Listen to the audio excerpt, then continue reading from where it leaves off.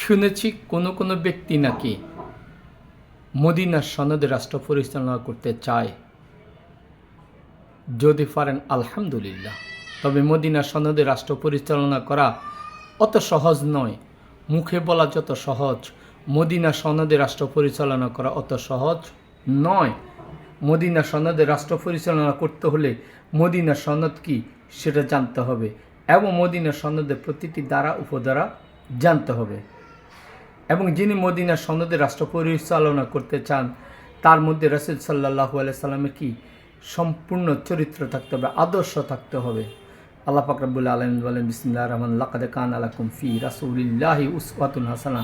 নিশ্চয়ই তোমাদের মধ্যে রাসূল সাল্লাল্লাহু আলাইহি সাল্লামের উত্তম আদর্শ থাকতে হবে। এবং তার যে চিফ অফ কমান্ড মানে সেকেন্ড ইন কমান্ড, সে তার চরিত্র হতে হবে হযরত আবু বকর সিদ্দিক রাদিয়াল্লাহুর মতো। তার যে প্রধান বিচারপতি, তার চরিত্র হতে হবে হযরত ওমর ফারুক রাদিয়াল্লাহুর মতো।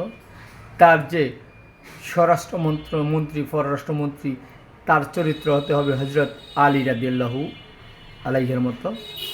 এবং তার যে অর্থমন্ত্রীর চরিত্র হতে হবে হযরত উসমান গনি রাদিয়াল্লাহু আনহুর মতো। তাহলে তিনি মদিনার সনদে রাষ্ট্র পরিচালনা করতে পারবেন। আদারওয়াইজ তিনি মদিনার সনদে রাষ্ট্র পরিচালনা করতে পারবেন না। এটা শুধুই কথা ছাড়া অন্য কিছু নয়।